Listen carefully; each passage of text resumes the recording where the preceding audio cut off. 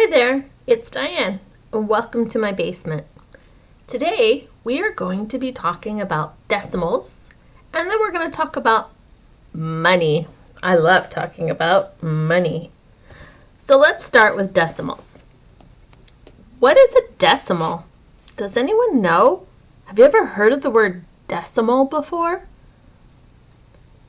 Well, a decimal, if you haven't heard about it, is a number that contains two parts, a whole part and a fractional part. The whole part must contain at least one digit. When its value is 0, you just write a 0. The value of the digits of the fractional part depends on their position. The first digit on the right of the decimal point represents the tenths, and the second digit to the right of the decimal point represents the hundredths. What? Okay, so a decimal. This is a decimal point. The numbers to the left of our decimal point are the numbers that we've been working with up until this point. So our units, or our ones column, our tens column, our hundreds column, right? And so forth. So this column has a value of 1, this column has a value of 10, this column has a value of 100, right? I couldn't fit the word hundred, H-U-N-D-R-E-D. Sorry about my handwriting there. Okay, now here's the kicker. There are numbers less than 1. I know it's hard to believe, but it's true. There are numbers less than 1. We've been working with them recently. They're called fractions. Remember when we said 1 whole is like 5 over 5? That equals 1 whole. So what does 4 over 5 equal? It is less than 1 whole, right? Well, watch this. If I had the number 5/10, I can put that in a decimal form. So this column here is our tenths column, and it ends with THS. So this is 5/10. So we put, there's none in my units column, we just put a 5 here. 0.5 is 5/10. It means I took my whole unit and divided it into 10 equal parts. Makes sense, right? So if 1 goes here, because it's a whole, less than a whole is a fraction, and we go by tenths. So 5/10. So look, if 1 is our units, and we have tens on this side and tenths on this side, then our next column is hundreds. What do you think this is going to be? What's this column's value going to be? Ones, which are our units, tens and tenths, hundreds and hundredths, H-U-N-D-R-E-D-T-H-S, hundredths. So if I had 55 hundredths, that means I take 1 and I divide it into 100 equal parts. Then I would have my hundredths, and if I shaded in 55 of those, I would have 55 hundredths. Does that make sense to you? Hopefully it does. It's just the value of the column. we have to make sure if we have less than 1 that we use a decimal point. This is called a decimal point. So we have our units, or our ones column, our tens column, and to the right we have our tenths column. Then we have our hundredths column and our hundreds column. And then we have our hundredths column. So you take 1 and you divide it into 100 equal parts. Now, we're going to find out very soon why it's important to have a tenths column and a hundredths column. But first, let's do some practice with our decimals. Oh, they have a little more information to tell us, actually. Let's see what they want to tell us today. Oh, yeah. So it says that 30.4 can also be written as 30 and 4/10, or 30 decimal point 4 in the tenths column. But we can also use a number line. Has everyone seen a number line before? It's a line with numbers. I know, that's genius. So, the numbers are in order, aren't they? It starts with 3, goes to 4, 5, 6. But sometimes, well, there's always numbers that are between 3 and 4. There's actually an infinite amount of numbers between 3 and 4. Today, we're only going to focus on the tenths. So they have divided the space between 3 and 4 by 10 spaces. If you count them, 1, 2, 3, 4, 5, 6, 7, 8, 9, 10 spaces between 3 and 4. So they've divided it into tenths. So all you have to do is count each line, and it represents a tenth of one whole. So if you start at 3, you go to 4, 4.1, 4.2, 4.3, which is 4 and 3/10. Ooh, they get a little trickier here. So now they've taken the tenths and they've made it even smaller. So a tenth of a tenth, geez, a tenth of a tenth is 100th. Wowie, wow, wow. So here we go. 4.2, 4.21, 4.22, 4.23, 4.24, 4.25. Do you get it? Would it help if I drew it out for you? So if we go here, it's 4.3. Then this is going to be 4.31. This dot is 4.32. This dot is 4.33. This dot is 4.34, 4.35, 4.36, 4.37, 4.38, 4.39, and then 4.4. Does that help you any? Yikes. We're going to practice this. It's just using numbers. You can do it. All right. Turn to page 86 in your workbook. Turn to page 86. It says, complete the table. Not your dinner table. They want you to complete this table. So let's see. They've divided our table into what the number is represented as a decimal, what the number looks like as a fraction, and then how we would say that word. So they want us to write the fraction 2 and 3/10 as a decimal. So the 2 is in the ones column, so that's going to be here, 2.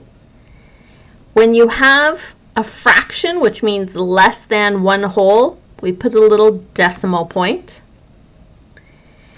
And we know that if you divide the number into 10 parts, then it's the first column, so it's going to be 3/10.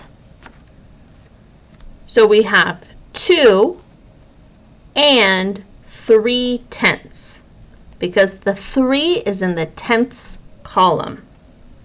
Let's try the next one. 3 and 32 hundredths.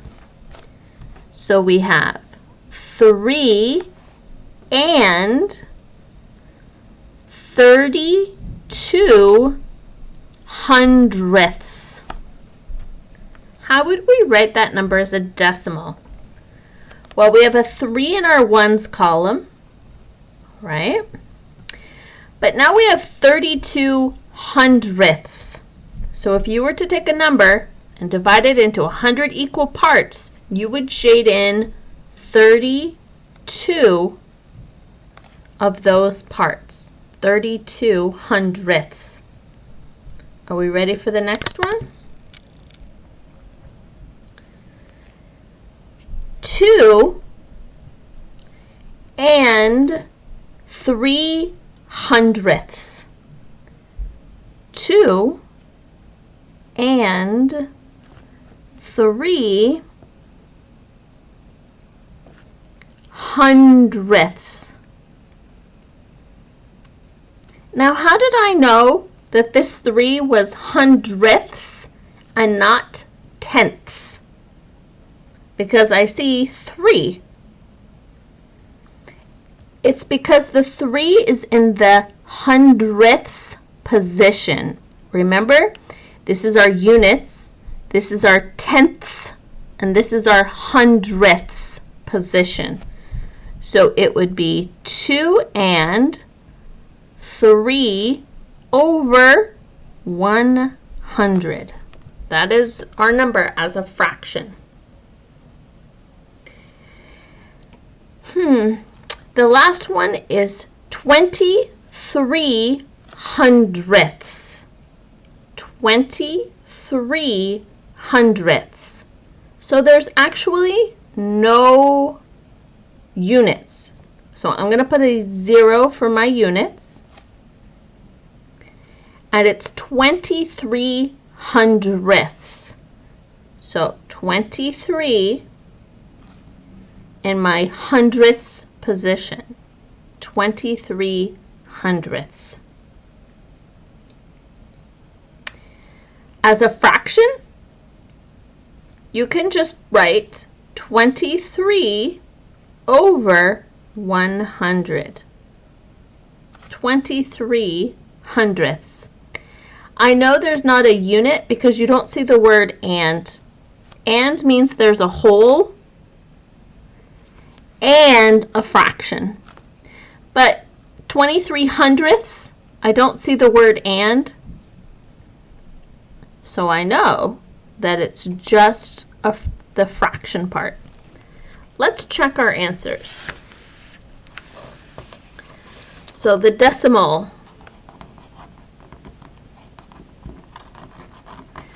for 2 and 3/10 is 2 decimal point 3.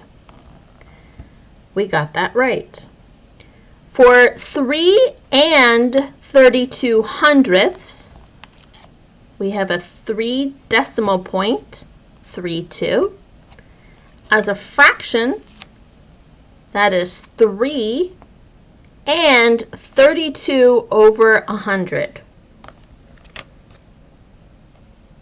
For C, we say 2 and 3 hundredths. And as a fraction, we have a large 2 for our units column. And then we should have a 3 over 100. And finally, D, 0.23. And our fraction does not have a unit, so I tricked myself. So it is 23 hundredths. Now I want you to look at the bottom of page 86. They've given us another table. Still not a dinner table. This is a number table. So at the bottom of our number table, they've given us, well, I'm going to skip the first three. I want you to try those on your own. But they've given us the columns. They've shown us the hundreds column, the tens column, the units column. Then they've changed the color. So the tenths column and the hundredths column, that's where we're writing the fractions, right? That's where our numbers are less than 1. You're right. Great. So what I usually do is I put a decimal point between my units and my tenths, because that decimal point tells me that all the numbers to my right are going to be less than 1, and all my units to my left are going to be greater than 1. So let's look at D. D says 102 and 43 hundredths. So I need a 1 in my hundreds column, a 0 in my tens column, a 2 in my units column, but now I have to write 43 hundredths. Well, that's easy. That's 4 tens and 3 hundredths. So that's 102 and 43 hundredths. Let's look at E. E says, ooh, this is a good one, 56 and 4 hundredths. Ooh, this is tricky. I want to give you a second and see if you can figure this one out. 56, I'm sure you've got the 56 down. That's 5 tens and 6 units. Now here's the tricky part. It's 4 hundredths. It's not 4 tenths. Where does that 4 go? It goes in my hundredths column. So what's going to go here? You're going to put a 0 here. 56 and 4 hundredths. Ooh, that's a good one. You're going to have to remember that.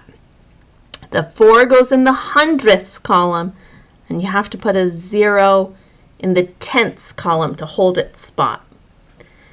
Okay, F, 39 and 2 tenths. So what number is in my tens column? A 3. What number is in my units column? A 9. Now I'm working in my fractions, so it's 2 tenths. Well, I need my tenths column, so I just need a 2. 2 tenths. Do you think we got it right? I know we got it right. 102 and 43 hundredths. 56 and 4 hundredths. And finally, 39 and 2 tenths. Now, I know someone's going to ask me, Miss Diane, what if I put a 0 there? Well, this number is 39 and 20 hundredths. It actually equals the same as 39 and 2 tenths. So if you put the 0 there, it equals the same value, but they were actually asking for 39 and 2 tenths. That's why there was no 0 there. It's same as if you had zeros here. The number is still 56 and 4 hundredths, but you don't really need the 0 there. I hope that makes sense to you. All right. So, let's go on to page 87. On page 87, they give us number lines again. let's see if we can do one of these. Let's try E. Let's try E. All right, so here we have 1.0 and 1.1. I also know that I'm looking at the tenths column. So this is 1.0. Oh, I'm going to be looking at the hundredths column because then it goes 1.01, right? And then this is 1.02. This is 1.03. So they want to know which number is at that dot. So if I go 0.1, 0.2, 0.3, 1.04, 1.05, 1.06, 1.07, 1.08, 1.09. And then you can scratch off that number. Now I'm at 1.1.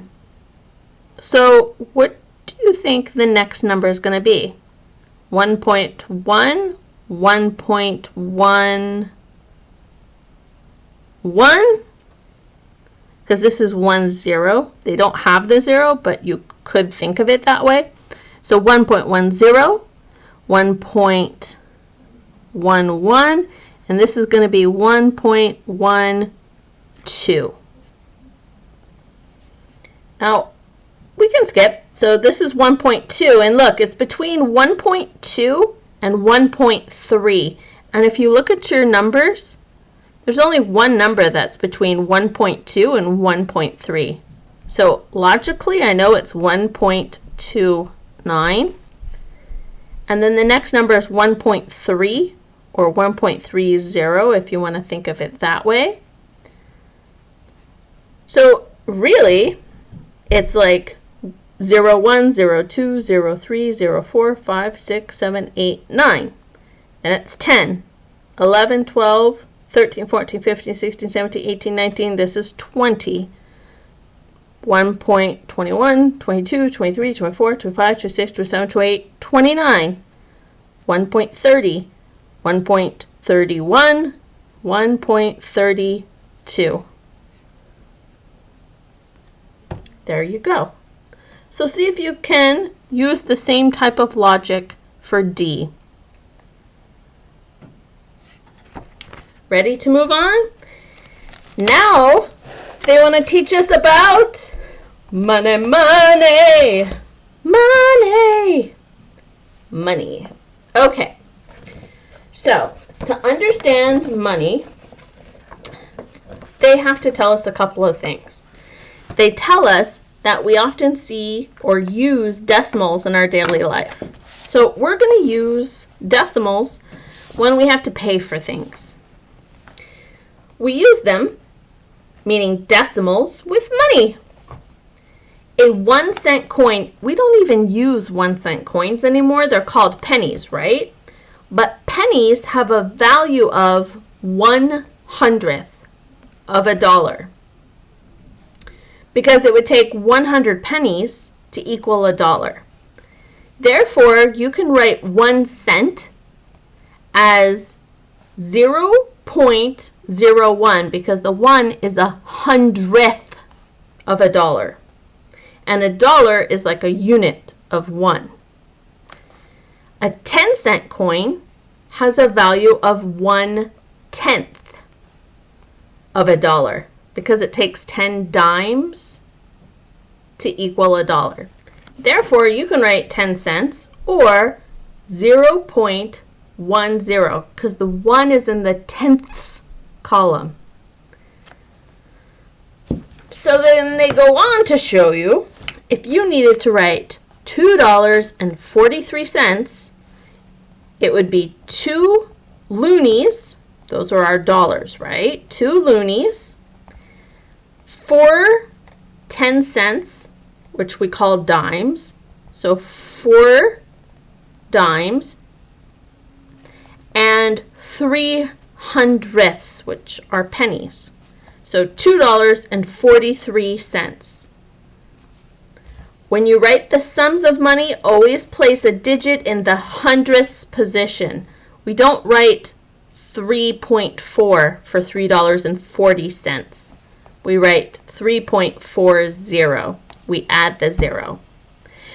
The reason why we add the zero when we're talking about money is because a dollar is always divided into hundredths. So 40 cents is 40 hundredths of $1. You need the hundredth position to be filled. And it's just as easy as that. We're just going to be counting. So let's go through this. This is our $2 coin. It's called a toonie. You also have our loonie, which is our $1. Our quarter is 25 cents. Our dime here is 10 cents. You'll also see our nickels. Our nickels have a little beaver. They're 5 cents. And the penny that we no longer use is 1 cent. Let's do some adding of money. Money, money, money. Money. $2. $2 and 25 plus 10 is $2. And the reason why I say and is because the cents are less than $1. So 25 plus 10 is 35 cents. So if we were to sum, if we were to add up the money, it would be $2.35. They want you to write that out. $2.35. Let's see if we got it right. Of course we got it right. $2.35. Let's look at the next one. $2, so that's our whole. Our whole is $2. Now we have 10 cents. We have a dime. So $2.10. Do you remember how we write 10 cents? It's 10 out of 100. 10 hundredths. So it looks like this. $2.10. $2.10. We got it right. How's it going? Everyone's still happy? Everyone's still with me? Still makes sense to us? Get it? Makes sense? It's pennies, cents? No? Oh, Diane. Okay. Indicate the price of each article. What? Indicate just means to tell or to write down the price of each article. So they tell us what they're buying with these coins, and we have to tell them how much it cost. Basically, they want us to add up the money. I can do that, and you can do that. Let's see. So we have, this is how I do it. I usually look at my quarters, and I see 75 cents here. So 25, 50, 75, $1. It takes 4 quarters to make $1. So I know I have less than $1 here. So I usually just write $2 and 75, 85. Oh, look at this. Tricked me. 25, 50, 75, 80, 95. So it's $2.95. Do you see how I did that? If not, you can always just write it here. 75. 2 nickels is 10 cents because 5 plus 5 is 10, and there's a 10. So if you want to do it like that, 5 plus 0 is 5. 7 plus 2, 7, 8, 9 is 95 cents because those are coins. So it's $2.95. Let's see if we got our music book correct. Of course we did. All right, let's move on. Oh, I love stickers. You know what my favorite stickers are? The ones that you scratch and you smell them? Strawberry or watermelon or bubble gum. What's your favorite smell? Pumpkin pie. Oh, fresh baked chocolate chip cookies are one of my favorite smells. So we're going to buy a sheet of stickers. 3 tens, so 3 dimes, a nickel, 3 pennies, and a $2. Remember that our dollars are the units. So we're going to have $2. And then if I have 30 cents and a nickel, that's 5 cents, that's 35, 36, 37, 38. So $2.38. Does that make sense? $2.38. It makes sense to me. Let's try one more. I'm going to choose this one down here. The Rock Show DVD. All right. So, 1, 2, 3, 4. We have 4 cents. Then we have 2 nickels. That's 10 cents. Then we have a 10 cent. Then we have a 25 cents. I'm going to add up my cents first. So 5 plus 4 is 9. 2, 3, 4. So I have 49 cents. And then don't forget, so if you want, you can X them off when you calculate them. So we still have the dollar left over. So I believe it's going to be $1.49.